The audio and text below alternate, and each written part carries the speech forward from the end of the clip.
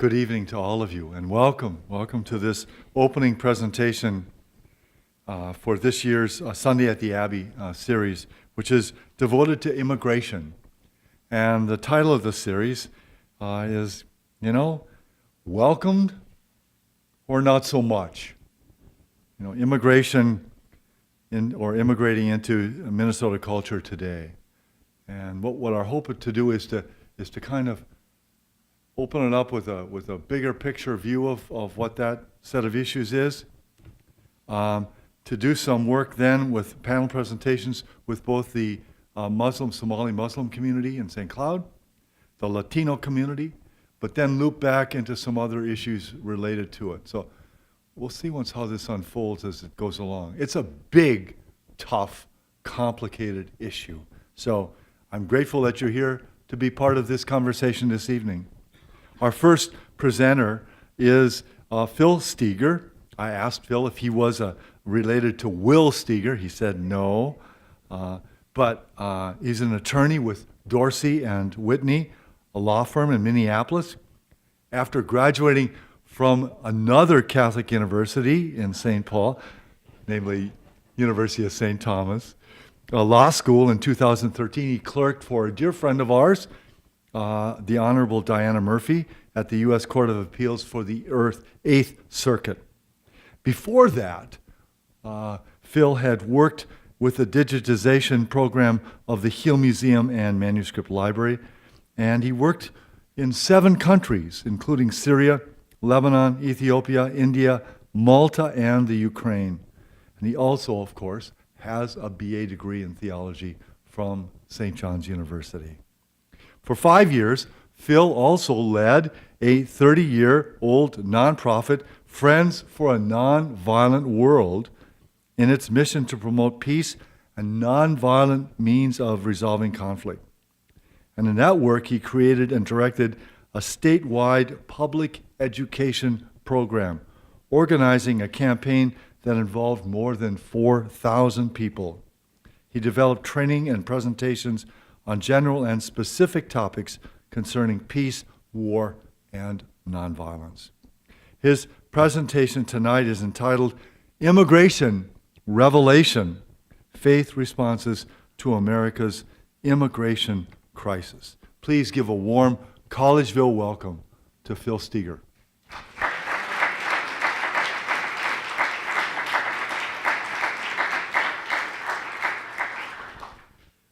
Thank you very, very much, Abbey John. It's really a blessing to be here with you tonight to talk about a topic of enormous importance in our country's political, moral, and spiritual life, immigration. And I'm grateful to Abbey John, the Abbey, the monastic community, the academic community, and the community for this series and making immigration a focus of this year's reflections and conversations.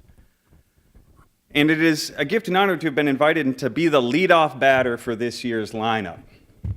It's a lot of pressure, and to deal with it, I've been telling myself, no one's expecting a home run tonight, Phil. It's not what a lead-off batter does, but you better well get on base. It's very meaningful to me personally to have this conversation here in this place with this community.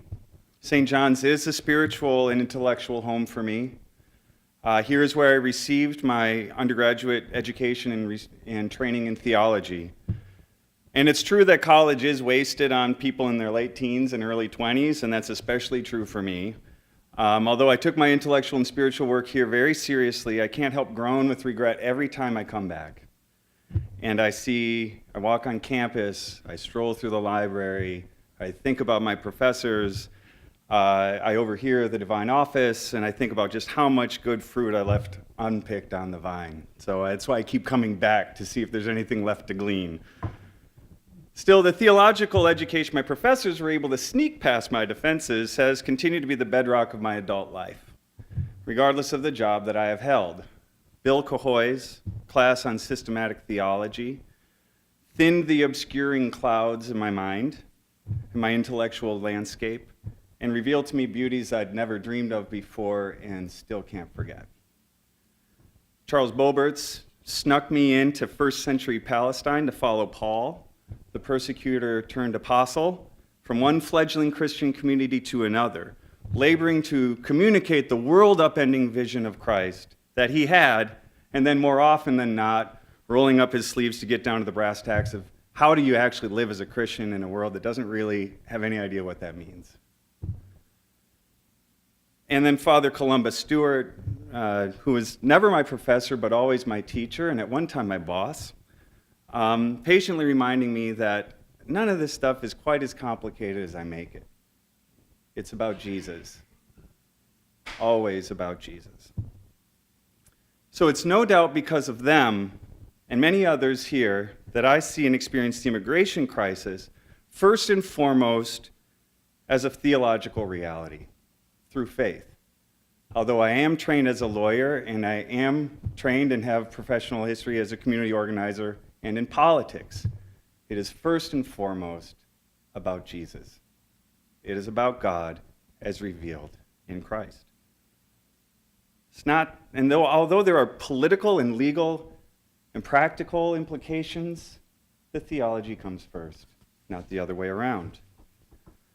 And as a lawyer, I have an opportunity to experience and engage in the immigration world through a few specific lenses. In my pro bono practice, I represent Syrian and Iraqi applicants for asylum. And I have also, over the last several months, been representing my own parish, St. Thomas More in St. Paul, used to be St. Luke's, as Judge Murphy will never let me forget. It's once St. Luke's, always St. Luke'sville. And other Catholic and other Christian and even Jewish communities in how to provide, in a lawful way, sanctuaries to unlawfully present immigrants.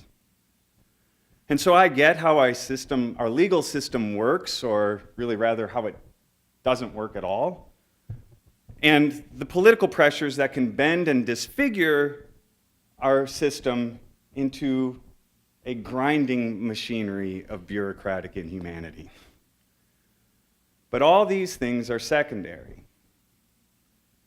The primary thing, my primary goal tonight is to share with you what I believe is the theological reality that I see, and to discuss other implications secondarily.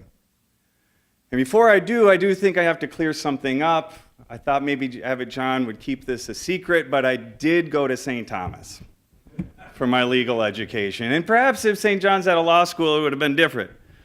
And some people have, in some people's eyes, that makes me a traitor, but I tend to prefer to think myself as a Patrick or a Boniface, because after all, somebody has to evangelize the barbarians.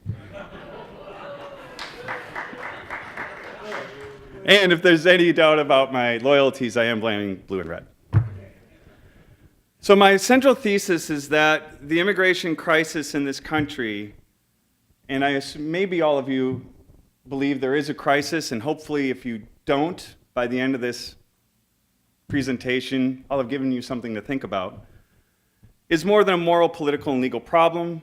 It is an opportunity for a living encounter with God. All of us here in America are actually encountering God in the immigration crisis. How we engage this encounter is how we engage God, at least in this context. We can meet God in many places and in many ways, and this is one of the places. And that's kind of a bold statement, but I get it from Scripture.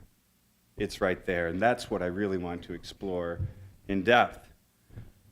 But first I will start with some stories to show the immigration crisis is not abstract. It's human, it's personal. It has names, faces, flesh, bone, blood, sufferings, and love. Millions of them. Then I'll discuss some of the facts of the immigration crisis. What are some of its origins? I think in many ways it's a crisis very much of our own making, or at least our country has a lot of responsibility in it. Not sole responsibility by any stretch, but we have responsibility. And part of the crisis is the persistent denial of that responsibility. and instead a nation of laws and policies that deny basic human reality, dodge responsibility, and sometimes dishonor our own country's principle. The good news is that it's a crisis of our making, and if it's a crisis we made, it's a crisis we can unmake. Trial lawyer and advocate though I am, I have little hope this unmaking will happen through the power of persuasive argument, at least not tonight and not today. We need good analysis, we need good judgment, we need good legal and reasonable frameworks for an immigration policy that balances all the interests that a nation state has and that a people have. And in fact, a lot of that balancing and a lot of that work has already been done by the Catholic bishops of the United States. And Catholics would do very well to look back and say, this is actually a way that we can solve these problems and address these problems. And since the bishops have spoken on that in depth and detail, I don't think that's what is really going to make it change. It has to happen at a more fundamental level. And I do have hope that ordinary people like you and me can transform this crisis into a blessing. Not by ourselves or of our own power, but by the power of God, personally encountered in the displaced and pursued person, the refugee at our door. So let's start with some stories. At first, he watched the demonstrations in the streets outside his family home in Damascus with guarded hope. Maybe the change would come. Maybe the regime could be made a little more humane.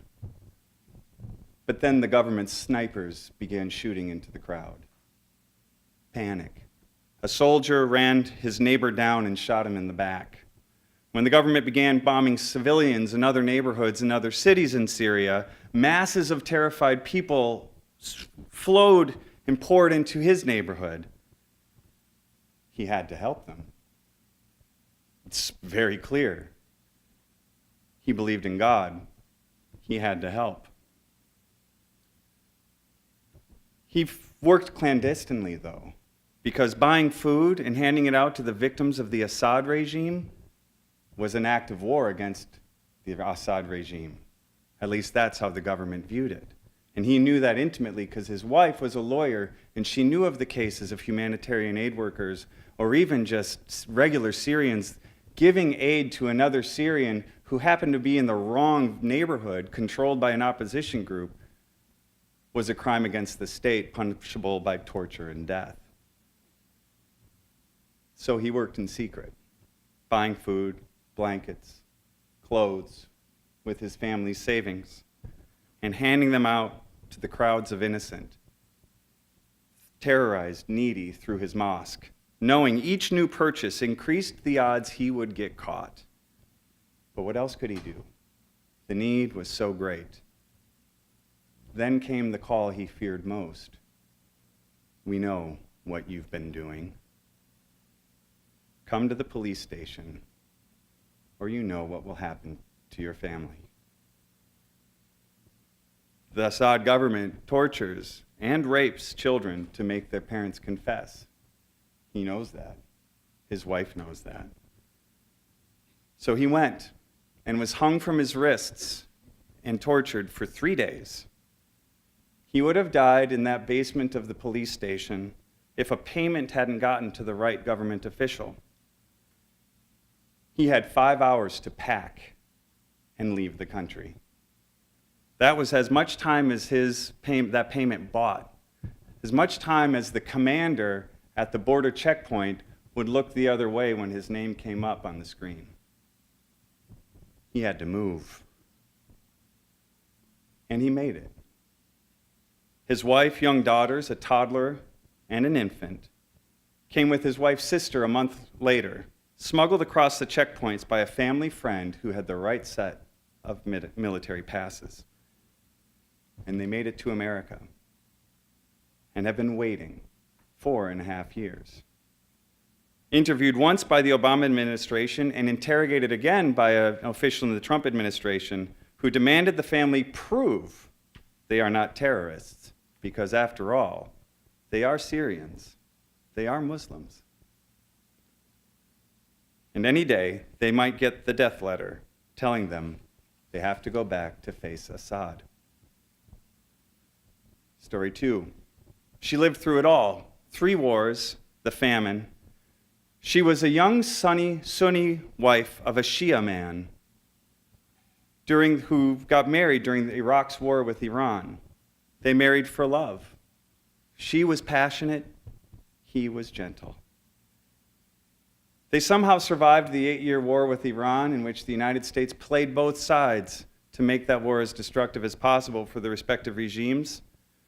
They survived Saddam and the hellfire of the Gulf War, which destroyed their electricity and food supply and water. After that, 10 long years of international sanctions, starvation, mass deaths from simple diseases like diarrhea.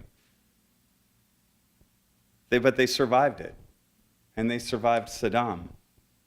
Then came the second Gulf War, the toppling of Saddam without really any other plan. The order built on terror was replaced by the terror of chaos. Death squads sweeping the streets.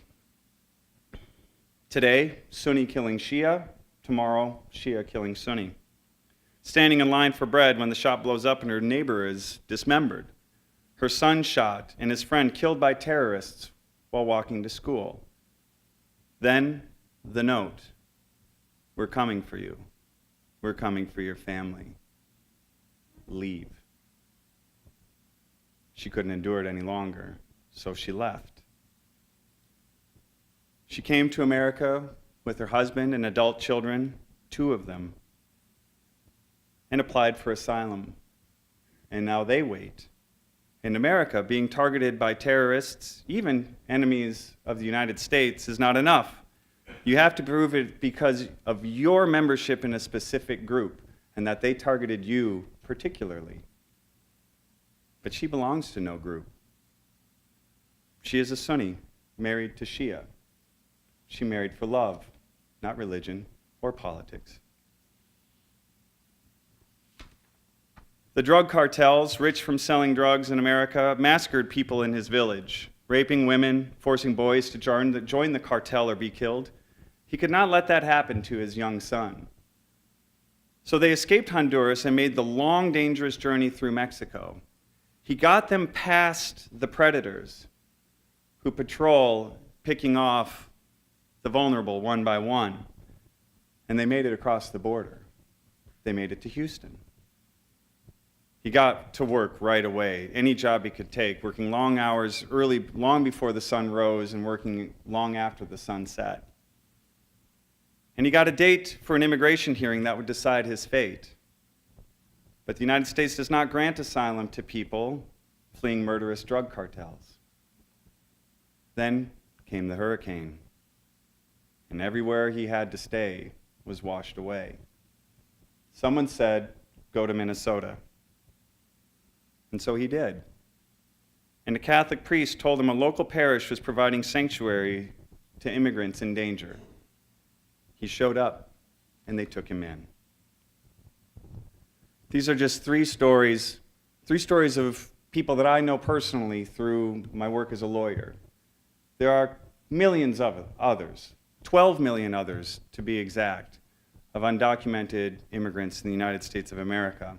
And in order to understand how did it come that way, how did we get here, we just have to start with some basic human realities. Humans move. When possible, we settle, because stability, as the rule of St. Benedict teaches, is good for us. Stability enables us to create an identity, a deep identity, and root it someplace. And an identity that's accountable to other people. It allows us to build a community and to devote ourselves to productive work that benefits ourselves, our neighbors, and future generations. Some settled people will uproot themselves to pursue better opportunities elsewhere, but most people, if they can survive and make it, will stay where they are. That is, as long as they have food, shelter, safety. If we don't, the human truth is people will move. And no ideology or political platform will change that fact. And more people are moving today than at any time in our history. The World Bank and International Organization for Migration estimates that more than 200 million people in the world today are living in a foreign country, a home that is not their own. That is twice as many people migrating from their home country as in just 25 years ago. And as many people as the entire country of Brazil. What is driving this great displacement of people? It's complex in all of its pieces, but you can boil it down to two things: hunger and fear. These conditions are created by globalized economic change. There's really no other explanation for why the sudden and enormous explosion of migration. In terms of time and in basic reason and analysis, the complete change of global capital through international finance and trade, which allows capital to go anywhere in the world at literally the speed of light, which is, I think, how fast electrons move, to go anywhere in the world at the speed of light, seeking wherever there is cheap labor and opportunity for investment and profit. Where capital and money and opportunity and jobs can flow freely across the border, but people are asked for their papers. So traditional subsistence economies are erased by the opportunity for a job at the factory. But then the factory closes overnight and finds another low labor market, leaving those who had left their subsistence lifestyle, gone to the city where the factories are, unsure of where to go from there. In addition, when traditional subsistence economies are also undermined by the purchase of land by global conglomerates who are then able to take this land and observe the land, displace the farmers, those who are living there, in order to make, again, profit that can go anywhere to the investors, anywhere they are in the world. It's complicated. There are benefits that counteract this, and some people, and in fact many people, have a net benefit from this arrangement. But that's very little solace to those who are bereft of everything that they once had or knew. In that situation, they have to move. The next, drought, extreme weather. Analysis in Syria, something I follow very closely as part of my cases, indicates that there was a very long period of prolonged drought in Syria leading up to the uprising in 2010. This climatologists, using models but also observed data, say is completely consistent with the overall increase of temperatures in the atmosphere, which changed rainfall and heat patterns and led to a more intense, longer lasting, more frequent drought cycles in a place that already suffers from such thing. Now, 1 year of drought, 1 year of lost crops can be managed. 2 years, it gets tight. 3 years, people are hungry. No one starves standing still. No one just waits to die of hunger. They move. They move to the city. They move out of the country. Climate change. Brutal civilian targeting wars in Iraq and Syria have also contributed to the very, very recent, but we shouldn't get confused about that. There is an extreme refugee and migration crisis caused by the wars in the Middle East. And this is some, people that kind of study this at the macro level, they call it a temporary spike in migration.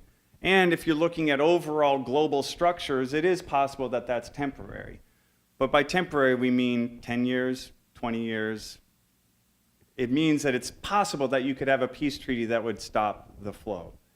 The global structures, the economic, the climatic, these are long-term built-in forces that are changing the livability of the places where hundreds of millions of people live. They won't respond by standing still. They get up and move.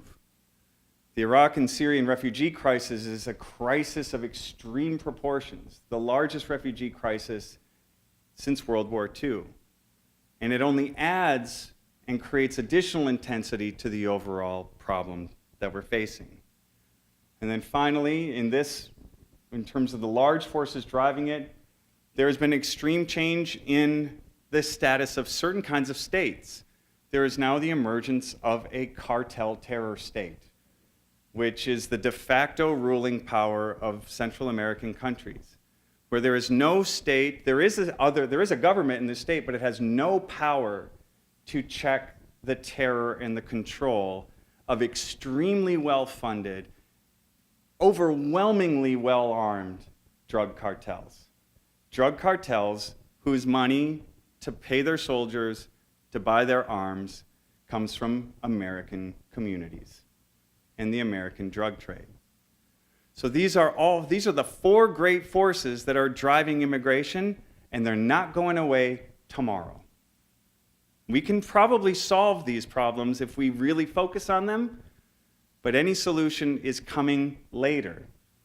So the immigration crisis that is with us here, is with us today. And the United States immigration system is wholly inadequate to grapple and address this global reality. Because if you imagine, now I am going to borrow this because I don't mean a wall literally, although it might be, who knows what's going to happen with that. But let's just imagine the bureaucratic wall to legal immigration, or the bureaucratic legal system against lawful immigration in the United States. Let's imagine that as a wall. And it is a massive wall. And it goes all the way around the country, and it has 4 doors. 4 narrow doors. And you can look at those 4 narrow doors, and you will see lines of people waiting, stretching into the horizon. The first 2 doors are the sort of the voluntary, the portals into the country that the United States has decided it wants to have. And the other 2 are the portals or the doors that international law requires us to have. So the first one is the family-based immigration system. This door is only for the immediate family members of United States citizens or lawful permanent residents of the United States. And by immediate family, we mean immediate family, spouse, parents, or children. Now, there are some instances in which a sibling might be able to get through, but the weight is extreme and the odds are very low. So only the spouses and children of lawful permanent residents can obtain a green card after they apply. It typically takes 12 to 22 years to get that green card.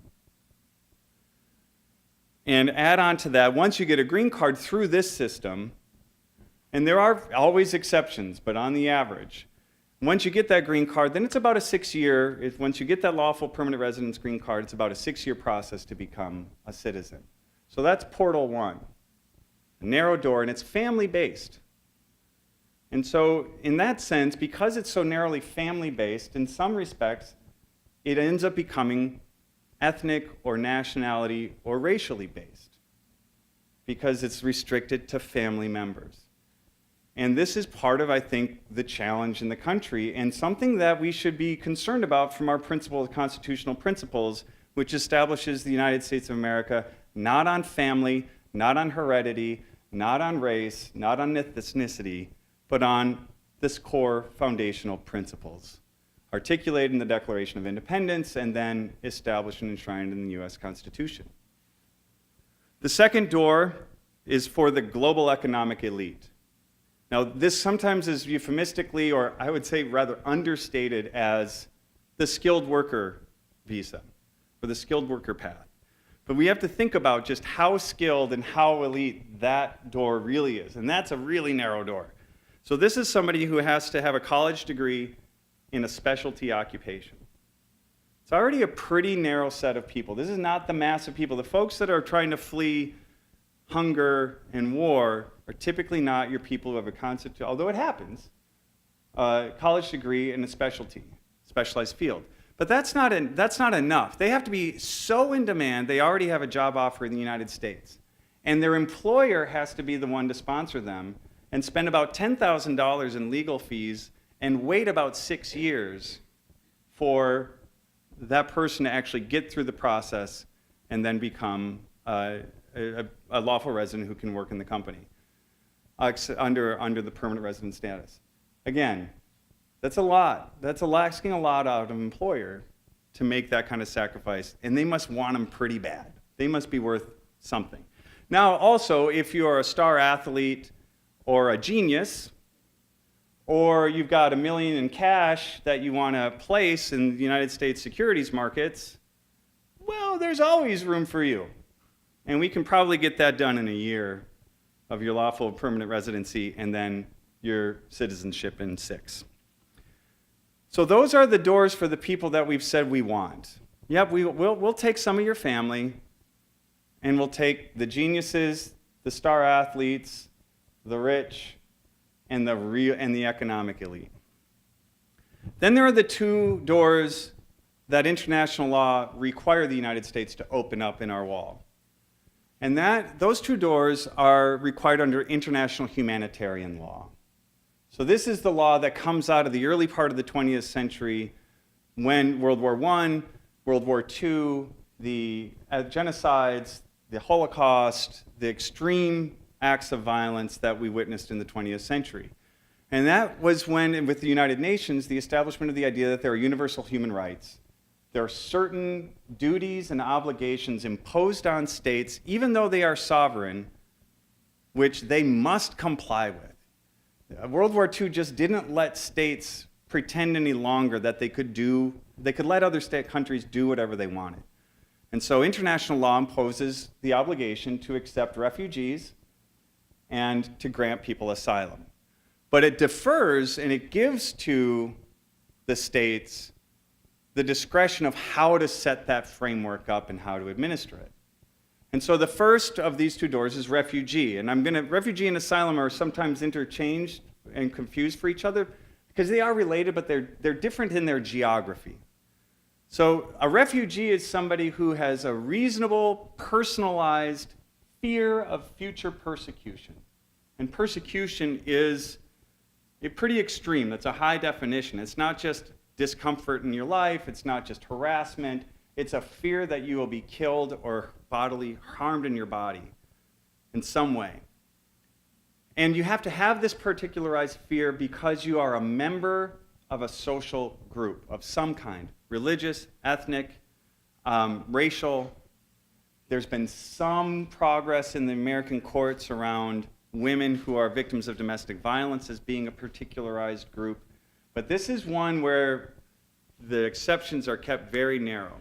So not only, for example, my Iraqi clients, or my Syrian clients, let's start with that story. In order to get asylum, we have to show, I think we can show persecution. He was tortured.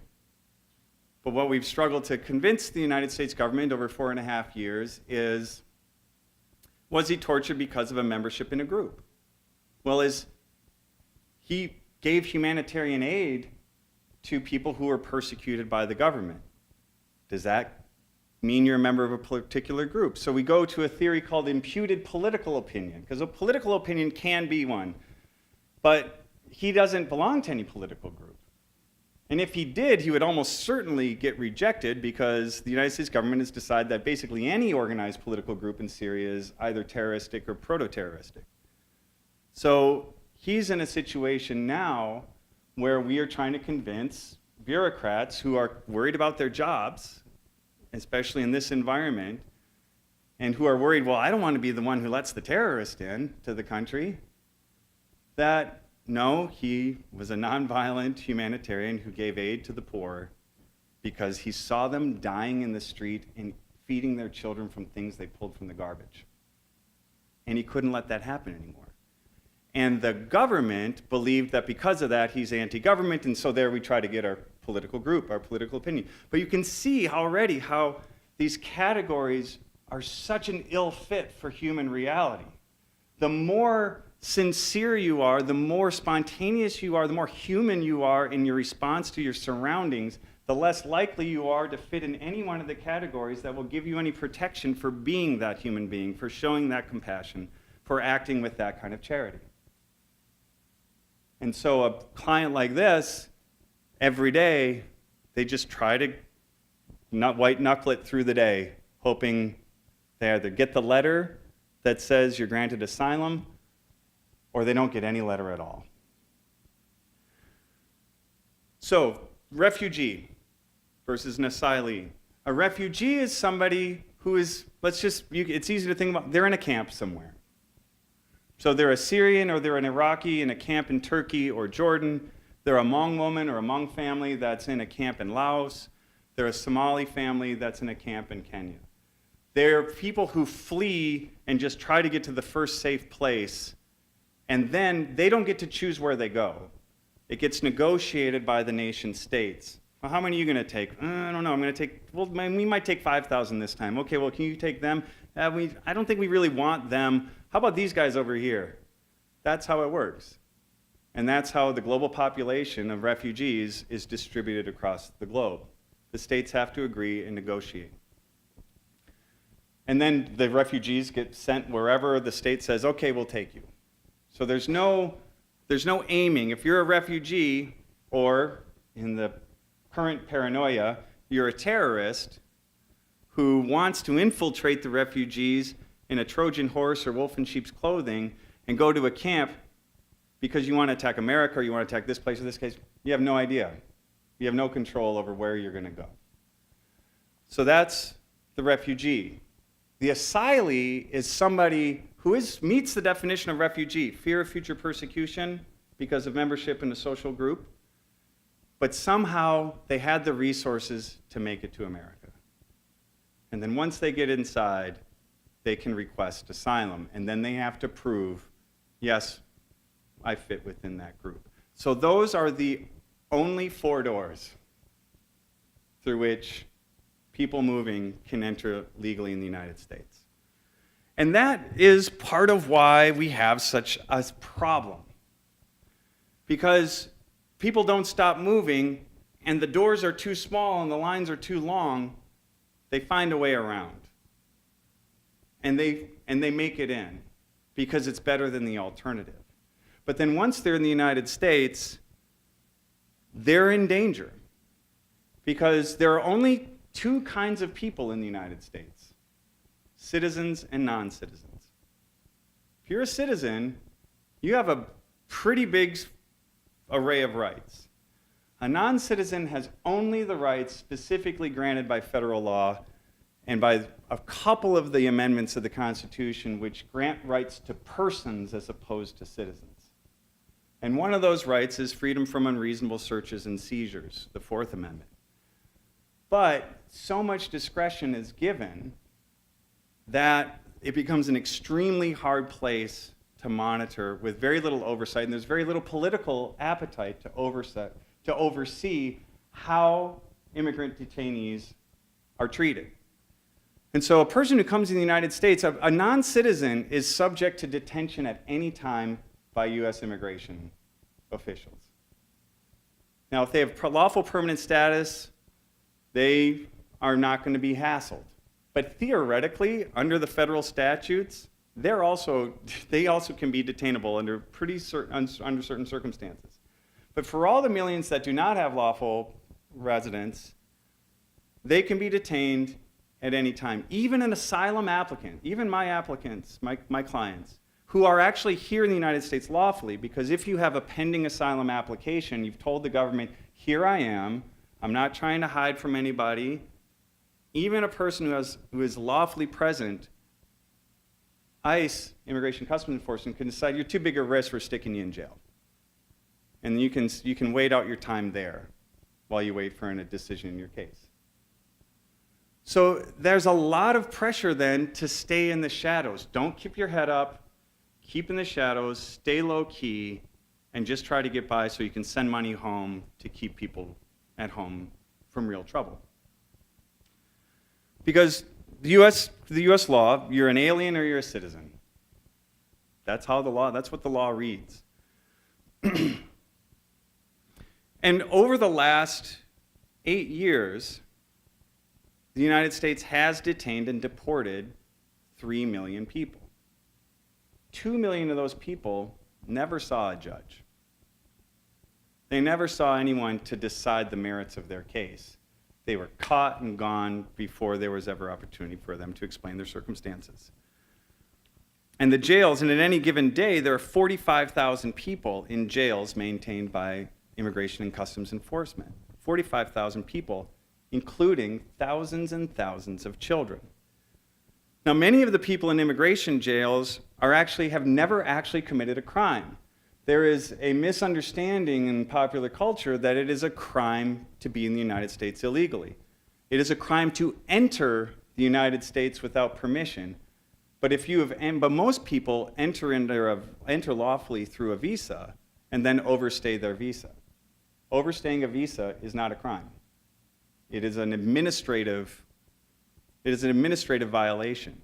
It's not supposed to be jailable. Under every other kind, no other administrative violation in the country, under our laws, is jailable. So most of them have not committed a crime other than overstaying a visa. And the crime of entering the United States is a misdemeanor, which is the same level of crime as driving without a driver's license or on a suspended driver's license. And I've got prosecutor experience. I'm actually on a 3-month tour at the city of Minneapolis. I prosecute misdemeanors every day. At the most, you're getting maybe a day, an overnight in the workhouse if it's pretty bad. And maybe a day of wearing the orange vest picking up trash on the side of the road for a misdemeanor level offense if it's pretty bad. But under the immigration system, any person is subject to indefinite detention. Days, weeks, months, years. As long as it takes for this bureaucratic system to grind through its processes. And the jails are bad. Many of them are privately owned, for profit. They're they're very lightly regulated with very poor oversight. And that is just a formula for abuse. And in fact, there are increasing numbers of documented cases. Maybe you've even seen some of the YouTube videos over the last year of families with children in concrete boxes, no furniture, for days and weeks. And this is something that it happens to immigrant children that never happens to other children who commit crimes, especially at this level, is jailing, long periods of detention.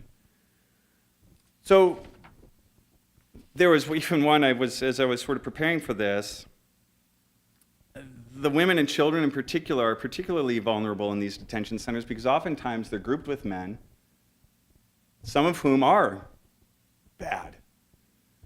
And there have been increasing numbers of reports of rape of women and children, not just by other detainees, but by guards and even local law enforcement. But the pressure and the inhibition to report these things is even greater is often too great, and people don't come forward with them. And even when they do, they're not believed. And the challenges and the cost of trying to prosecute or investigate these are so enormous. And one detention center did catch a little bit of flack recently because they took away the crayons from the children. They took away crayons from the children because one of the staff members said, well, they were writing on the walls and that's destruction of property. That was a center that reported to the IRS making $57 million in profit for its private investors in 2016.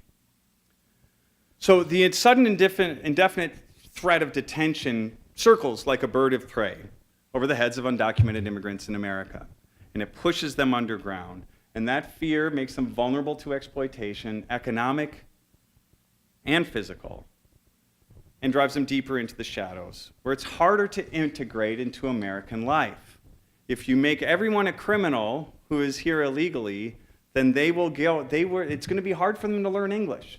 It's going to be a challenge for them to interact enough with with other people to get the kind of fluency in English. You stick to the people that you know and you trust because they're the ones who aren't going to call INS on you because you know them. And so you stay in your community where you speak the same language instead of trying to learn the English language and become a part of the community, which is what everybody who thinks they have to immigrate to this country in order to make a living tries to do. So this is a huge mismatch.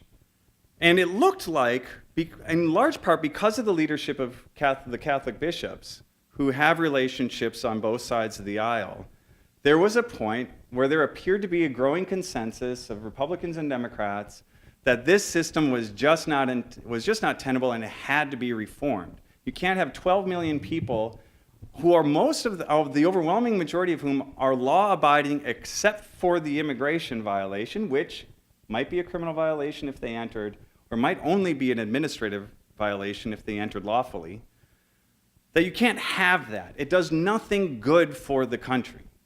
That, the shadows is what depresses wages because employers, unscrupulous employers can extract that much more knowing they've got these guys under their thumbs.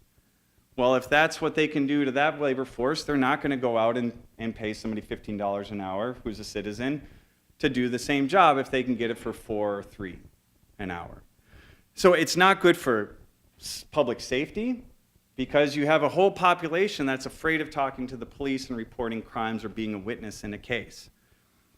And it's not good for our values and it's not good for the integrity of our constitutional system to have this wholly inadequate, inhuman way of dealing with a massive global problem.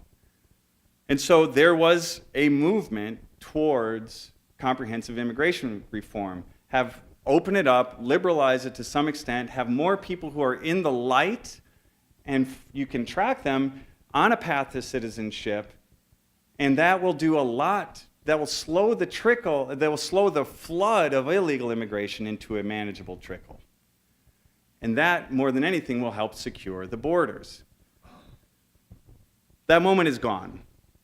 Maybe if anybody thought that it was still out there, no, that's gone. What we have now is a complete polarization, like almost every other issue in the country, where no one can talk reasonably about an issue. Who do you identify with most? Do you identify with Democrats? Well, that's your position. If you identify with Republicans, and that's what's your position, and then we're just going to anchor it down and to hell with the rest of it. And so what's important, and immigration is one of those areas where there could be some bipartisan solution because there has been bipartisan problem. The Democrats have not been any better on immigration law and Democratic administrations than Republican administrations. The Obama administration, is well known, deported more people than the Bush administration. Now, there were some reforms or some attempts at reform within the Obama administration, but if you're close to immigrant communities, you know that the Obama administration, for a lot of people, was not a time of safety and relaxation. It was a time of intense stress and worry. But there were some ways, and this is the last thing I will talk about this context before diving into the theology of it, or at least as I see it, that's really important to understand about our current situation, is that I think most people feel that something has changed about immigration since the new administration got sworn in. What I hope people understand is that the law has not changed. The law has not changed one iota. Immigration law, those 4 doors I was talking about, it's the exact same system we have today that we had in September of 2016. What has changed is enforcement. See, the way our government works is Congress passes a law, here are the rules, here are the goals, and then they give it to the administration to administer. And the administration has some money, and they have a finite amount of money, and they get to make decisions and are given a lot of discretion to decide, okay, well, if these are the goals of Congress and these are the rules, this is how we're going to try to enforce those rules. And we have to enforce those rules in a way that makes the most sense, accomplishes our goals, and achieves our other values. Now, under the Obama administration, the enforcement went like this. We've got 12 million people in the country, and maybe you've heard, in order to round them up and deport them all, which is what the law says you are supposed to do. So The law is on the side of the deport them all folks. Most people say, well, the law is screwy, and that can't possibly be the next step because that is a horrific next step. We're trying to round up 12 million people and deport them. But that's what the law says we're supposed to do. Well, the amount of money and the amount of ICE officers that would be required to accomplish that is far beyond anything that anybody has asked for or can conceive of us being actually carrying out. So you work with the money you've got. Okay, got 12 million people, where do I start? So the Obama administration says, well, first I'm going to talk about, first the people we're going to start are, well, who are the violent criminals?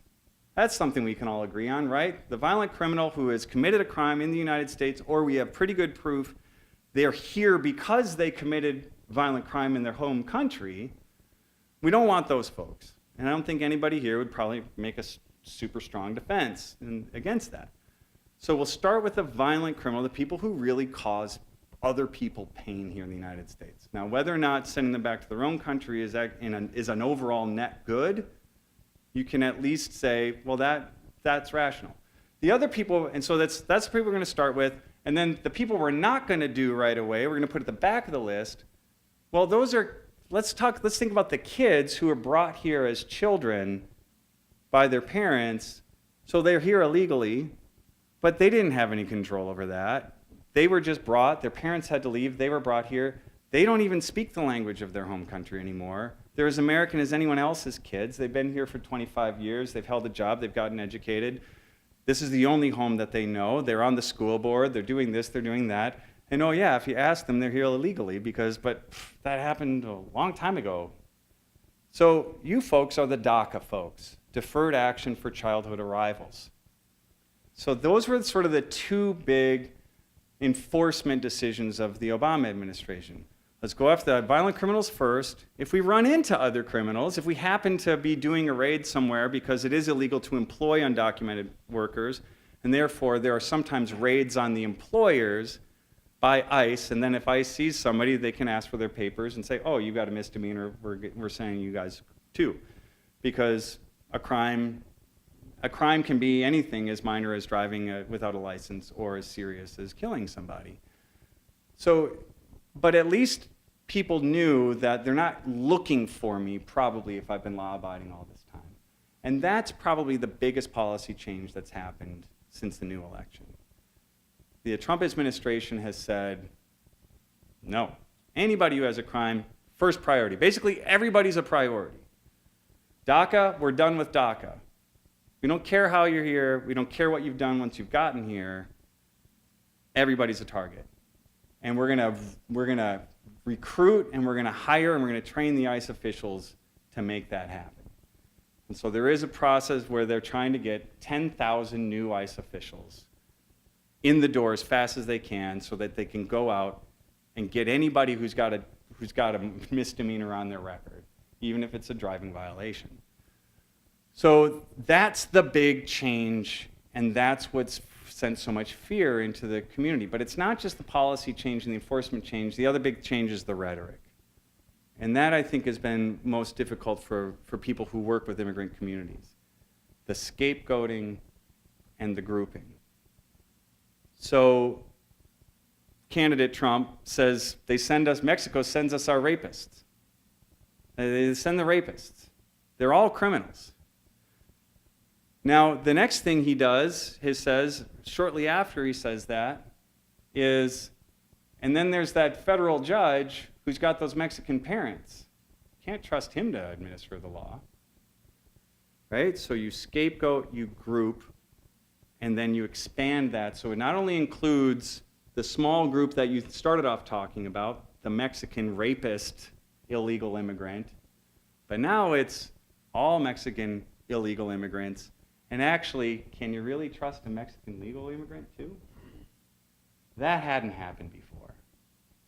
And the same thing happened on the Muslim country list. So on the humanitarian law, the executive order to say, look, we still acknowledge that we've got refugee obligations, but we're not going to take them from these 7 predominantly Muslim countries because, how do you know? How do you know they're not terrorists? That's the other the other big change, because, you know, the terrorists are from these countries, and they are Muslim, and therefore, if you're from this country and you're a Muslim, you know, we can't know that you're not a terrorist. And so it's probably best not to take any of them at all until we get it all sorted out.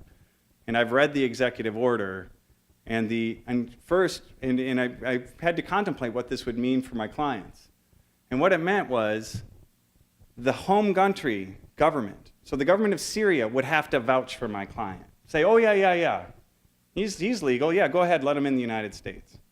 So the person who is wanted by the government of Syria for alleged crimes against the state because he gave humanitarian aid to poor people would have to get that very same government to say, yeah, go ahead, he's a great guy, let him into your country. Don't send him back to us. That's the executive order on the seven countries. So those are big changes in the enforcement. They make a difference, but they're, again, not a change in the law itself. And so that's where we are. And the bishops, I think, have done a very good job of trying to cut through it and bring immigration back in, as recognizing that, you know, many immigrants in our own community are Catholic themselves. That's actually, Catholics make up the majority of the illegal immigrants in the United States, or the undocumented person. But even beyond those parochial concerns, they have made a very good case across the board, with some leadership better than others, on Catholic social teaching, beginning with the encyclicals and pastoral letters by the bishops that are, you know, there's a very good 1998 pastoral letter from the bishops trying to help move the country in a good direction, but nobody wants to hear it. And so, I'm just going to end this. I'm just going to comment that, and I think this is a historical irony, and it's certainly the context for what we're in, is that the party that has taken the hardest edge on this is a party whose believers believe most strongly that America is and must always be a Christian nation.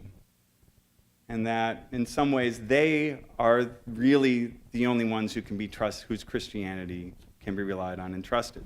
The people who say they're Christians in that other party, I don't know. Can you really believe it?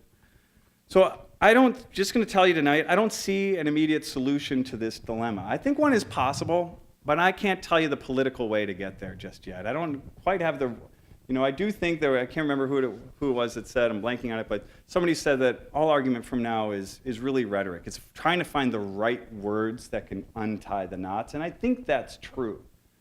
But I'm not going to promise that I'm going to find them tonight. I think what's happened is the strands of American hearts and minds have been tied together and cinched into a knot so tight that every tug ties it a little bit tighter. And what is going to be needed is some new words and a new spirit that's going to be able to slide in. And you know, it kind of reminds me of my Catholic dance, my Catholic grade school, middle school dances, Leave Room for the Holy Ghost. It was amazing the tight spaces the Holy Ghost could get into. You know, I mean, so I think we need that kind of Holy Ghost who can get into those really tight spaces and try to open it apart and open up this knot.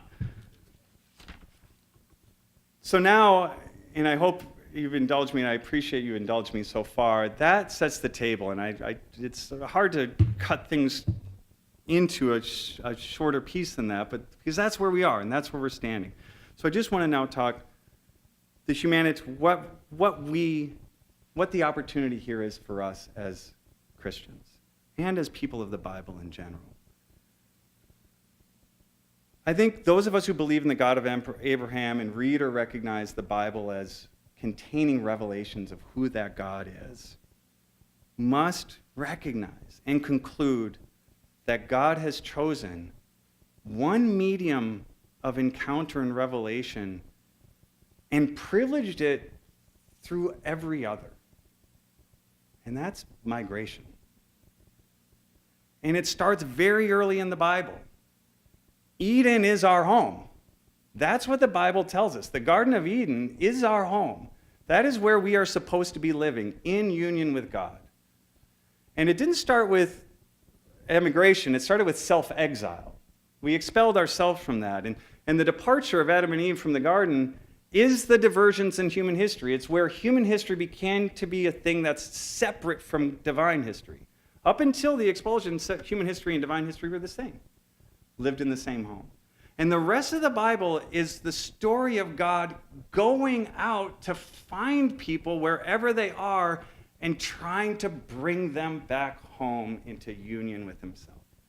That's the story of the Bible. It starts there, and in the end, the parousia, thanks Bill Cahoy, is that homecoming when we are all gathered in the Father's house together. That's the prodigal son story. And it starts there, and it goes to Noah. He was a weather refugee. The flood came. God said, build a boat. You're not going to be able to live on this land much longer. Get in the boat, go to sea, and when the seas recede, that land will be your new home. Not just for you, but for humanity, a new starting point in a new land. A land that is washed by a flood is a new land. It's not the land you lived on before. Noah, Abraham. The first commandment of God to Abraham, our ancestral father from our faith, was to emigrate. Leave the land of the Arameans, Abram, and when you get there, you will have a new name, Abraham. And then after Abraham was circumcised, which was solidifying, is the lawyer in me says that's the consideration for the covenant. The law in the contract, you got to have offer, acceptance, and consideration. And to get a little too literal, the pound of flesh. Maybe not a pound. But after he put it in, after he made his commitment, the first test, God sent strangers to his tent. It's the first act of God following Abraham's circumcision, the strangers to his tent. And Abraham and Sarah welcomed them, and it turns out they were angels. And later, Christian tradition went further and said they're not just angels, they were the Trinity. That's the amazing icon, right? The three angels. And is that Rublev? I can't remember. Rublev's Trinity. It's the three angels welcomed by Abraham. Israel was detained in Egypt indefinitely until God chose Moses to free them from their captivity and lead them again to a new land. And not an empty land, there were people in it. Through Moses, God made kindness to the refugee and migrant the cornerstone of the law. You will welcome the stranger because I want you to concretely remember how you were a stranger and I let you go. You show your gratitude through me, to me, by showing generosity to the stranger. That is the law. The Psalms, the daily evening prayers of Israel, and later the church, the heart and soul of the monastic life, recall again and again that very same story of deliverance. Now from the Babylonian exile. There by the rivers of Babylon, we wept. It's the strangers. We're out of our land, trying to get home. The Christian Bible describes the most startling migration yet, the incarnation. The Word was in God and was with God, and the Word was God. And the Word became flesh. His parents, the Christ the Word, newly born, was a refugee, immediately, political refugee, because Herod was pursuing him to kill him. Not because of his membership in a group, but because he was simply a threat. And during his ministry, Jesus taught the Son of Man has no place to lay his head, though foxes have their holes and birds their nests. And disciples travel lightly. If there's not fertile ground for the word, move on. Go to a new place. Don't stick around. And the most extraordinary self-revelation of the Bible after the incarnation, Matthew 25. In clear, unambiguous terms, the infinite God, the God who is, who commands the heavens, holds the universe in his hands, crumbles the mountains, dries up the seas, is in that sick person. All of him is in that sick person, not a little bit. All of God is there. All of God is in the stranger at your door. And our response to migrants is itself a migration across a spiritual and moral landscape. If we see God in the refugee, then we are like the prodigal son at the end of the story, picking himself up from the pig pen in a foreign country and returning to the feast prepared for us at home. We're with our Father. We're with our God.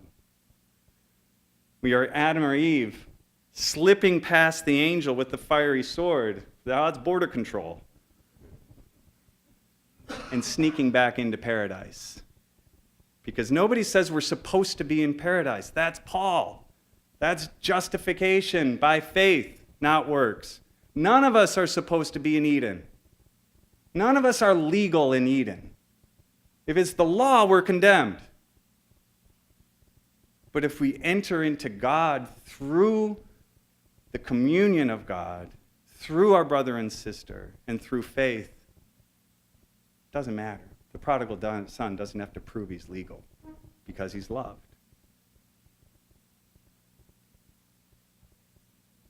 And so, the revelation of God in the refugee is a scriptural truth of profound power. It may not be heard very clearly right now. How could it be? We call God illegal. We've even dropped personhood in our rhetoric.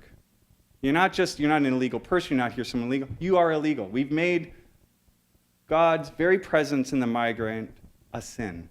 Well, that's wrong. That's not what the Scripture, you don't get that from Scripture. You get the opposite from Scripture. And so I want to stand and encourage us all to embrace immigration this way. I think the solutions will come. And I'm very heartened by this fact.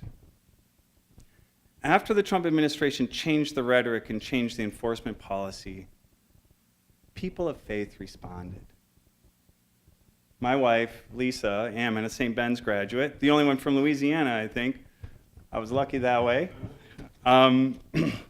She has been leading our parish, propositioned our priest, Father Warren Sazama, to make our parish a sanctuary parish. Now, our parish is lucky in that we're Jesuits, which I kind of think is Benedictines to go. I think that's kind of right.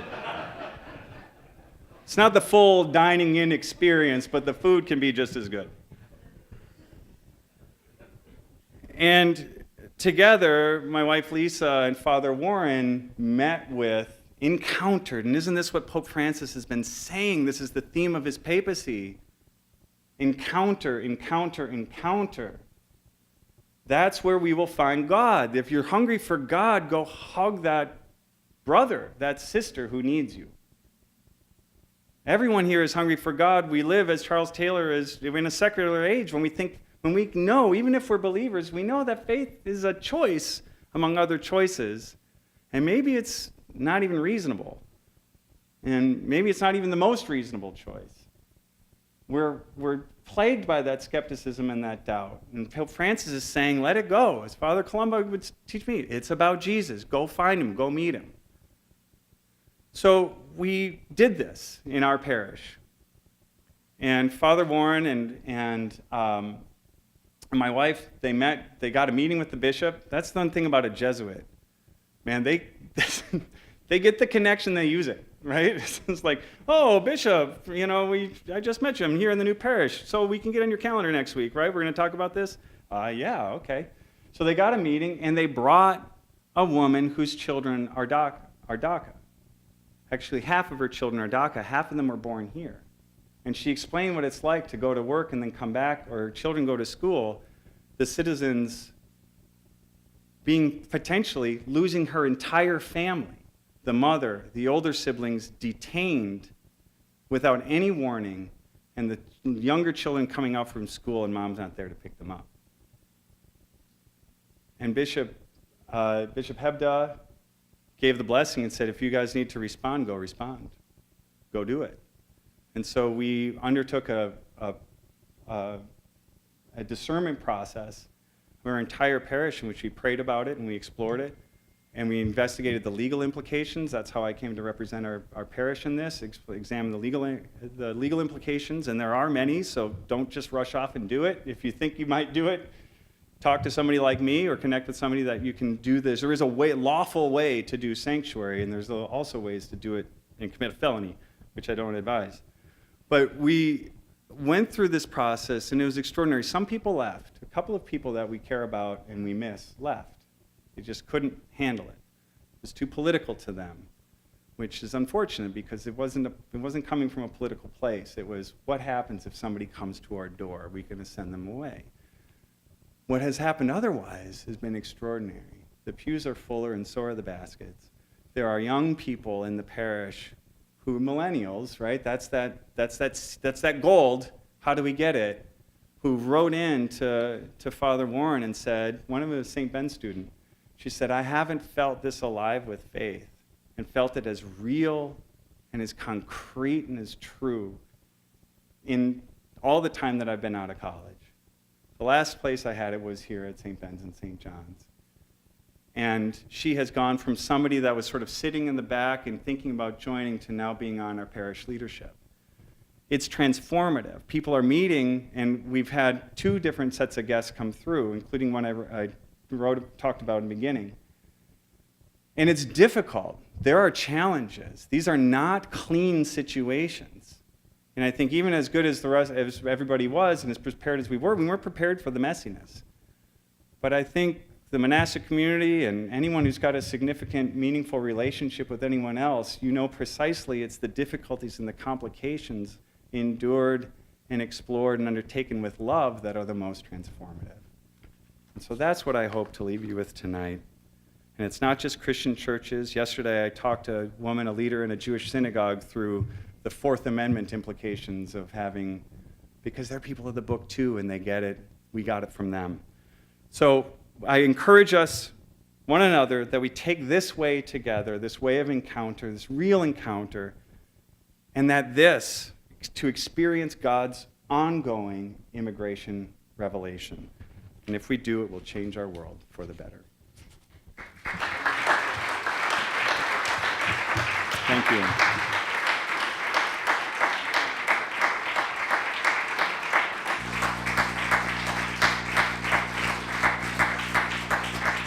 Thank you. I know I went way over time. Thank you for your indulgence. You want? It's on. It's on.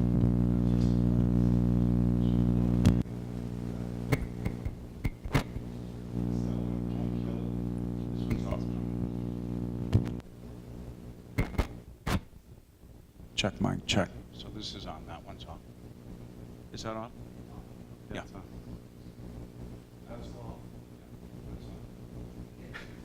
But who's on first?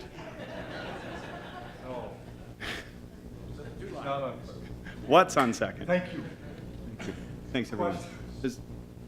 Observations. I'm happy to answer questions about the law, too, if you have curiosity about that. Oh. Hey, School of Law. Mitchell Hamlin. Mitchell Hamlin, yeah, just Oh, down the street from fantastic. you guys. So, so you mentioned that there are some legal ways to create these kinds of sanctuary types of things within churches. Could you elaborate on some of that? Yeah, absolutely. So it's a complicated system to some extent because although it's a very simple act, it cuts across, and you really need to think about several different groups of law. But the main thing that matters most is there is a provision in the immigration statute that makes it a felony to harbor an undocumented immigrant. Now, what does harbor mean? No one really knows. The courts have never, Congress didn't define it, and the legislatures didn't define it. So what we've done is we've undertaken an analysis to try to figure out what do the court cases say about it, what does the legislative history say about it. And the context is really, the idea is that harboring really belongs to this sphere of you're trafficking people into the United States to exploit them some way, or you're hiding people or concealing them in order to gain some sort of pecuniary benefit from it. In other words, you're creating a demand for immigration, illegal immigration, or you're otherwise inducing people to remain in the United States illegally if otherwise they would have been on their way out. And so that's the most helpful thing. So what we've created then is we've thought through talking with parishes, and I'm very proud our Catholic parish is the first Catholic parish in Minneapolis-St. Paul area to do sanctuary. There is a Wilmer parish that has been doing it. But to go through what are the kinds of things that people want to do and what would kind of cross that line. And the good news is there is no case and there's no law saying it is illegal to provide housing or hospitality to an illegal immigrant. The law doesn't say that. And so sanctuary is not illegal. Sanctuary could become illegal if you do things that might cross a line. What are some of those lines? Obvious one would be ICE comes to the door, they have a warrant for the guest, and while somebody is talking to them at the door, somebody puts the immigrant in a car and drives them away to evade capture. Because what was happening, there was a collision course. ICE was there, was going to arrest them. That was going to set into motion a chain of cause events that was going to get that person deported and removed to the United States. By interfering with that immigration officer's ability to do that, you've prolonged the stay. You've prolonged the illegal presence. So now that's one way where we can say, don't do that. The other thing is don't employ them, right? So if somebody is there and they happen to be a really good roofer and the church needed a new roof and you were going to hire a contractor to do that, but geez, he really wants to help, he's feeling really grateful, you might not pay him anything, but that's employment. So that is a felony. Don't do that. Now, the other place it gets a little gray. Can you enroll them in the Catholic school? Can you get the children in the Catholic school? Well, if you have a program that allows for for free or reduced tuition, then that's not that much different from treating anyone else. And a kid has to go to school. Can you drive them to the doctor? They would go to the doctor anyway, right? So just driving them to the doctor is not probably harboring or illegal transporting. So the way we've kind of communicated it is the more that person becomes like a renter or like an ordinary member of the household, you can do those sort of ordinary household things, laundry, meals, that sort of thing. But anything that seems like it's extra inducement, meaning anything that would, hey, he was gonna leave, but you begged him to stay, or you say, oh, you're gonna leave because you don't have enough money for this, well, we'll pay that. That might get into the illegal part because, again, you're prolonging the stay. There was a trajectory in which the person was going to no longer be in the United States illegally, and you interrupted that trajectory to keep him here or her here longer. So these are very fact-based. They're completely new areas of the law. Even the Trump administration, I don't think, is going to come after and try to prosecute churches that are providing hospitality to the poor under a novel theory. I think, and certainly not in the state of Minnesota, it's very unlikely. The federal prosecutors that we hear in the state, I met with some former federal prosecutors, and they just kind of went through the list in their head and said, no, she wouldn't do it. He wouldn't do it. He might do it if he thought he could get somewhere with it. But the media and the publicity of that would be a disaster for them. So it's providing sanctuary is not illegal, and all these things are not illegal currently, and they would only become illegal if there was a prosecutor, a U.S. attorney, who said, look, I want to go and take these guys and charge them with the crime and try to prove it to a court, in which case you might get a conviction and you would have appeals and that sort of thing. But by and large, if you were bringing somebody into a member of the household, or you're treating them like a guest in an apartment, because that happens sometimes too. People come over, you have an apartment in your building or in your house, and you kind of let them be as self-sufficient as possible, then that's a lawful way to do sanctuary. And I think is an extremely powerful one for academic communities as well as worshiping communities. Bill, thank you very, very much. Thank you all. Thank you, Abbey John. Thank you. Just two things. I want to say that the next Sunday at the Abbey presentation will be on November 5, and we'll have a panel of Somalis, Muslims joining us with the help of Father Michael Peterson. And it's really a conversation about their experience here. Brother Paul Vincent is pointing to me and telling you that, and telling me to tell you that there are green cards back there which give you a summary of the schedule, okay? Please pick one up. Not green cards, okay? And finally, there's food and refreshments. Thank you so much for being here.